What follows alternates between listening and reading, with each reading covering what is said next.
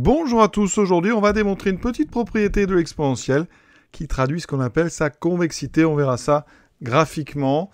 Donc on va montrer que quels que soient les réels a et b, eh bien exponentielle de a plus exponentielle de b sur 2, c'est supérieur ou égal à exponentielle de a plus b sur 2. Vous allez voir, c'est assez astucieux, assez joli.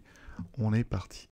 Comment peut-on procéder? Alors pour montrer une inégalité, je vais vous montrer, c'est des choses qu'on fait très souvent. Ici, nous on veut montrer ceci. D'accord? Eh bien, on va transformer. Ceci, c'est équivalent à quoi? Eh bien, si on met tout à gauche, c'est équivalent à exponentielle de a plus exponentielle de b, donc sur 2, moins exponentielle de a plus b sur 2, positif. Donc, en fait, il faut montrer quoi? La positivité de ce que j'ai à gauche. Je vais le mettre au même dénominateur. D'accord? Et après, vous allez voir, je vais multiplier par 2. Donc, ça fera exponentielle de a plus exponentielle de b moins 2 fois exponentielle de a plus b sur 2. Voilà. Donc, montrer ce que je dois montrer, c'est équivalent à montrer que, eh bien ici, mon numérateur est positif. Autrement dit, je dois montrer qu'exponentielle de a plus exponentielle de b moins 2 exponentielle de a plus b sur 2 positif. Comment on va montrer ça? Vous allez voir, c'est très astucieux, ça va aller très vite. Je vais faire deux remarques. Je vous rappelle que, quel que soit x, réel, exponentielle de x, ce n'est autre que le carré d'exponentielle 1 demi de x. D'accord? Parce que ça, c'est propriété exponentielle. Le 2 peut rentrer à l'intérieur et multiplier 1 demi de x. Première chose. Deuxième chose, pour tout x et y, je vous rappelle la propriété, donc pour tout x et y réel, je rappelle qu'exponentielle x plus y, c'est exponentielle x fois exponentielle y. Bien, regardez. Quand je pars d'exponentielle a plus exponentielle b moins 2 exponentielle a plus b sur 2, eh bien, première chose exponentielle a, je vais écrire ça sous forme d'un carré. C'est le carré d'exponentielle a sur 2. D'accord? Ensuite, exponentielle b, eh bien, c'est le carré d'exponentielle b sur 2. Moins 2 ici. Alors, exponentielle a plus b sur 2, je le sépare. C'est exponentielle de a sur 2 plus b sur 2. Et donc, ici, eh bien, regardez bien. J'ai mon premier carré. Je vais mettre mon moins 2 ici. Donc, et je sépare les deux exponentielles. Je viens de dire, on a exponentielle d'une somme. C'est le produit des exponentielles. D'accord? Plus mon deuxième carré. Et regardez bien ce que vous avez devant vous. Et vraiment, l'exercice, finalement, est vraiment joli à ce moment-là. C'est qu'ici, on a une identité remarquable. C'est exactement le développement d'un carré. C'est un a moins b au carré. C'est exponentielle a sur 2 moins exponentielle b sur 2. Et comme c'est un carré, eh bien, c'est donc supérieur ou égal à 0.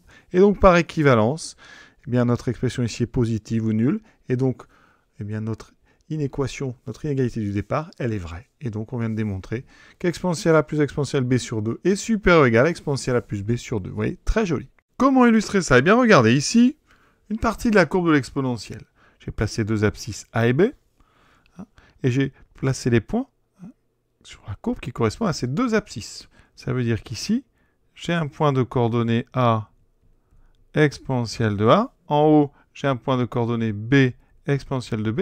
Je trace le segment qui rejoint ces deux points, ça s'appelle une corde, et j'obtiens un point très particulier, ce point qui est là, qui est au milieu des deux, donc qui a pour abscisse le milieu de AB, donc a plus b sur 2, et comme ordonnée, le milieu des images, c'est-à-dire exponentielle a plus exponentielle b sur 2. Et ça nous intéresse particulièrement dans le sujet parce que c'est un des côtés de notre inégalité.